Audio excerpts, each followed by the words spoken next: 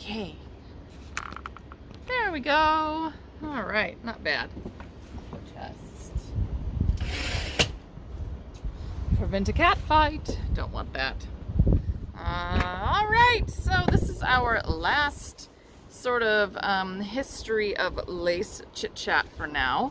And when I come back to my Monday chats in April, and remember, I won't be here Wednesday because I have to get my crown fixed. I won't be here the following Monday because I'm visiting my parents and I'll be driving back. Let's see. When we get back to our April chit chats, we will be talking about, I don't know, how to do lots of things. So April's going to be more how-to lessons. And hi, Cheryl. I don't know exactly what we're doing, but I'll make sure that I put the events up ahead of time so that you can tune into your favorites. Definitely want to talk about Mediterranean knotted lace because I went and found all my books and I was inspired again. Hi, Angelus. So yeah, knotted lace, like my knotted lace. And then we'll be moving into a new month with our year of self-care in April. So don't forget, you still have a few days left to take your photos and tag Black Sheep Fiber Emporium so that we can find them. And that way we know that you are participating in the year of self-care so that we can send out a fun prize for the month because that's half the fun. Let's see. Today, let's just focus on today. Today we are talking about different needle laces. And there's several that I want to touch on. I'm not going to dip into any of them in any kind of deep dive. We're just going to touch on them a little bit. So there are lots of different needle laces out there. Needle laces arise from a bunch of different embroidery techniques, and we first see some of them in Italy, coming from somewhere around like the late 1400s, early 1500s with the reticella. And then as lace becomes kind of popular into the 1600s, then you start to see more needle laces, but then we move into bobbin lace as king, right? So some of those needle laces are going to be things like I'm going to say this totally wrong, Alençon lace. So this one is a needle lace right here, pretty thing that's handmade and machine made. And there's different things that differentiate the laces I'm going to show you from each other, but the important thing to remember is that these aren't made with bobbins and they aren't made with crochet hooks. They aren't made by knitting. You don't make them with a shuttle. You make them with a needle, right? Just a little needle, a sewing needle. This one's Argentine. I probably said that one wrong as well. This one is Coraline. Again, Coraline. And then the Grosse Pointe de Venise, which I probably, again, I'm saying totally wrong, but I don't really care. And then here's Pointe de Gaze.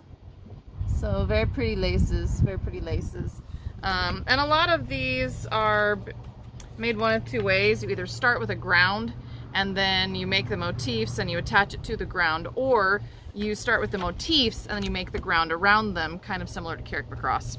And then here's the Pointe de Venise lace, which I think is really cool. And then this one is a reticello. I think I got that one right. Maybe. I hope I got that one right. Okay. And then this one's really cool. This one is Sol lace, which is similar to Tenerife. And then we get into knotted lace, which goes by a lot of different names. This is known as Oya, Babila, Bibilia, sorry, I can't say it right. Mediterranean knotted lace, Armenian lace. I can't even remember all of the different, there's like so many different names for like Mediterranean knotted lace or knotted lace. And I think it's really, really cool. I actually learned how to do the Mediterranean knotted lace. I took a couple classes in it. I went and dug out my samples. This one might even be attached to something still. Let's see. Oh yeah, it's still attached to my needle. I'm not gonna drop my needle. But here is a little piece that I was learning with and working on.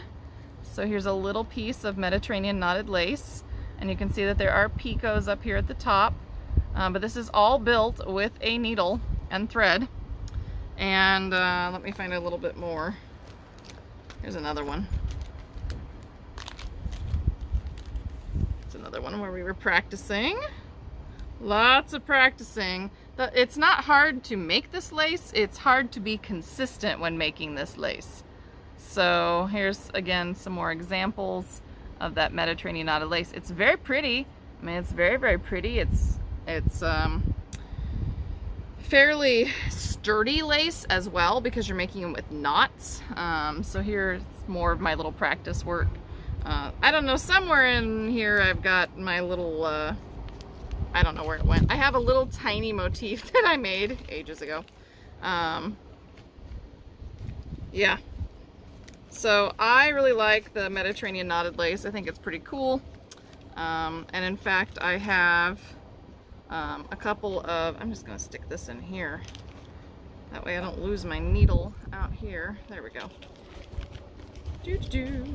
That I took a couple classes with Elena Dixon, which was very exciting for me. Elena is from Australia. She is she's a really good teacher. She's a really good teacher, and I so enjoyed learning from her. And in fact, I bought 2 of her books.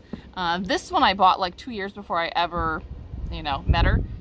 This one I bought later, and she signed them for me, and it was like fangirly because it was so nice that she signed them for me. So anyway, this is really, really cool. These are both by Elena. These are both Elena's books. Let me show you some of her work. Where's one of the big pieces? Let me find a really, ooh, there's a nice one. Look at this guy. Look at this guy. Isn't that cool? Such a cool doily. And she also did a whole book of knotted lace flowers, which this is what originally drew me to the Mediterranean knotted lace. So I need to practice with this a little bit, and then I need to show you how to do some of these stitches, and we need to learn Mediterranean knotted lace. So I think it would be fun, and it's not that hard, and you can pretty well do it with supplies that you may already have hanging around at your house, because you use a little bit longer semi-sharp needle, and you use size 10, not 10, size 20 to 40 thread to get started, and then you go finer. And it's not hard to learn, it's just hard to be consistent. So it takes practice to be consistent and make really pretty pieces. So anyway, I really like Mediterranean knotted lace. Mediterranean knotted lace is one of the oldest of the needle laces that we know of. In fact, the back of Elena's book even says that they think that it's been around 2,000 years. And oh look, she has more names for it. Palestinian lace, Nazareth lace, Smyrna stitch, and Phoenician lace. So lots and lots of different names for kind of the same thing. And I think it's gorgeous. I think it's really, really gorgeous. And of course, with anything, we don't know for sure that it's been around for 2,000 years. It could have been 2,100, it could be 1,900, it could be 2,500. We do the best that we can, right, with guessing a lot of these. But I really love the Mediterranean knotted lace, so I think it would be fun to do some kind of little series on Mediterranean knotted lace, maybe in April. What do you guys think? Should we do some Mediterranean knotted lace in April? And I call it that because some people would call it Oya, which is I think Turkish. Some people would call it Armenian knotted lace, and that's fine, but it's really that whole area of the Mediterranean. It arises from that whole stretch of the Mediterranean, so I try not to ascribe a single country name to it, just to be more correct. But yeah, what do you think? Should we do some knotted lace next month? I think it could be fun. Let's see, Hardanger. Hardanger's a really cool one. So this one is a cut work needle lace. So this one, if I remember correctly, you'd do all of your So do you do all of your embroidery first and then you go in and you cut it? I think that's correct, because I think you have to put all of the embroidery in first and then go in and cut out your holes, and then you can go back in and do more work with them. And it's really cool. This is another one that rises probably again somewhere in that 14 to 1500s, and we see that it starts with embroidery and then grows from there, and it becomes very popular. And it's another one that was brought to another place, so it's become very well known with Norwegian and Sweden, Norwegian and Swedish, there we go, traditions. So that it's a needle lace that is highly prized there. Even though it didn't originate there, it's become very well known there and is associated with those regions, which I think is really interesting as well. And I had a couple of friends that really liked to do Hardanger embroidery and or Hardanger lace, and made some really gorgeous pieces. And you know, it's just yet another way. People are very creative, very inventive, and so they come up with a ton of different laces to make. And then the last one that I wanted to talk about today was Romanian point lace, which is actually a much younger lace. So we think Romanian point lace starts somewhere around the 1930s, and even though we call it Romanian point lace, it really arises more in France. It becomes very popular in France, and it's kind of interesting because to do the Romanian point lace, you actually crochet a foundation chain and then you couch that down to your pattern, and then you make all of your lace in between it. And it is related to other needle laces, and I do have a couple examples because, you know, I've tried all kinds of stuff in my many years. But Sally, who was one of my one of my other Lafayette Lace Maker members, taught a little class on needle lace and made these lovely little pattern pieces for us, because you can reuse the backing pattern. You sew down your thread and you couch it as you go around it. I hope I said that right. Anyway, and so I have two little needle lace pieces, and these are very similar to Romanian point lace, but they are not Romanian point lace, because Romanian point lace uses a crocheted thread, whereas this one, you just lay down the threads on your outline. So here's a couple little samples of just a regular old needle lace, and it uses buttonhole stitch, and it uses a couple of other stitches to create netting and eyelets and interesting things. So the needle lace is really intriguing. And again, and you can kind of see, especially on this one, where I have my outside threads that are laid around the edge. But it's very similar to what you would do with Romanian point lace. The difference being that this would be a crocheted chain around the edge, versus the needle lace where you're just laying your threads down. So these are needle laces. Again, you just make these with needle and thread. They use a couched thread around the outside, and that just means that you're covering it basically to stabilize it, and you sew it down to something so that, again, you have more stability, and then you can reuse your little pattern pieces, which I think is kind of cool. And I think, and here's just a pattern piece, so you can see this is just a blank pattern piece that she made for us. And again, we can just use this over and over and over again, because she's made it very sturdy, so that, you know, again, we can practice if we want to. And I enjoyed my needle lace. Oh, here's another one. There's another practice square so that you can go in and practice stitches. Really cool, really fun to do. Wasn't quite my thing, not as much as what knitting and tatting and spinning and weaving and even crochet. Oh, we could do a series on crochet as well. I should talk to Tina about that. She should be doing that because she crochets far more than I do. She should be teaching a crochet section, like lesson. I'm gonna talk to her. I'm gonna talk to her about doing like just some basic crochet, how to do crochet things. But anyway, when it comes to the needle laces in the end of our little History of Lace series, there are so many ways that you can make lace, so many ways. Whether you are doing the knots like you are in the Oya and Babila and Mediterranean knotted lace and blah, blah, blah. Or whether you are couching it down like you are with the needle lace and you're working your stitches in between, or whether you're using a crochet chain as your foundation to couch down and then work your stitches in between like you would with Romanian point lace. Let's see, or whether you are working buttonhole stitches around embroidered squares and then you're making needle lace in those squares after you've cut them open, like in Hardanger.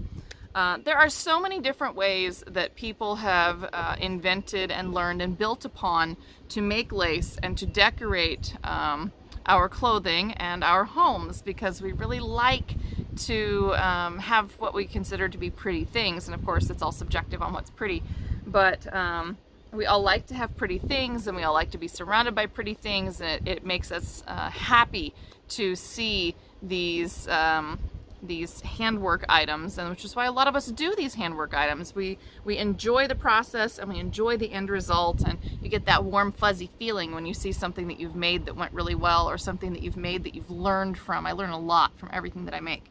So I hope that you have been enjoying my little series of lace history. I've tried to just briefly cover a lot of different topics and a lot of different styles of lace in the last, what, 5 weeks, 6 weeks? It's been a while. And there's so much more that I could cover, but we've dipped our toe into the pool, and now we can go forth and keep learning more about it. So let's see. Oh, I almost finished my my blue caterpillar shawlette, which is technically my green caterpillar shawlette. I am just starting to put on my little picots, because it's a picot edge bind off, where you build little picots with extra knit stitches.